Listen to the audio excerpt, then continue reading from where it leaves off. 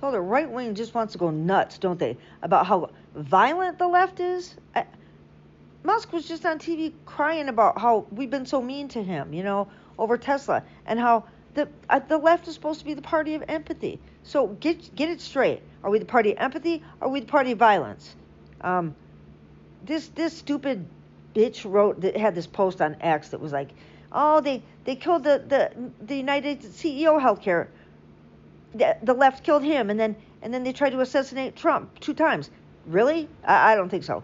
The guy that tried to blow his head off at Butler, Pennsylvania, was actually a disaffected Republican. His whole yard was filled with Trump signs. So whatever. Nice miss.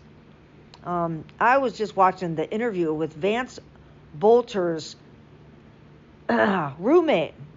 Now, his wife was pulled over yesterday during a traffic stop in Minnesota, and they found weapons and cash and passports in the trunk of her vehicle. They halted her at around 10 a.m. on Saturday. They're trying to find him.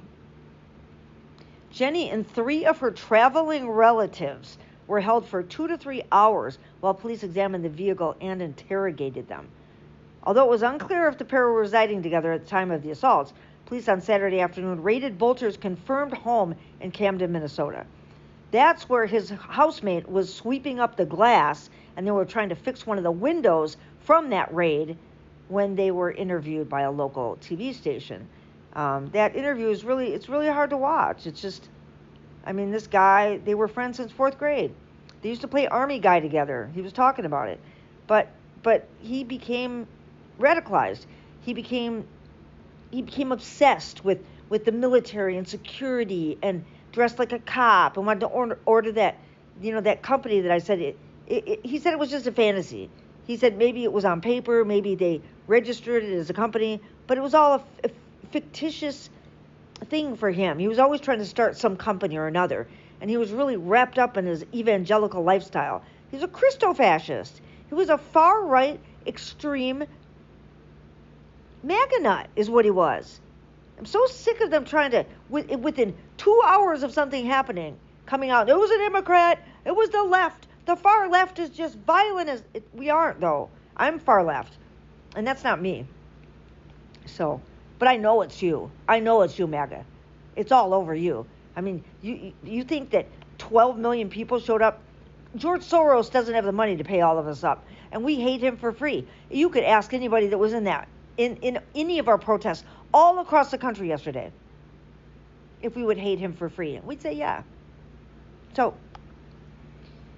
So Vance Bolter, again, 57, is accused of dressing as a fictitious police officer and operating what appeared to be a police vehicle, even though it wasn't, on Saturday, shooting and killing Minnesota State Representative Melissa Hortman, 55, and her husband Mark, and injuring State Senator John Hoffman, 60, and his wife Yvette.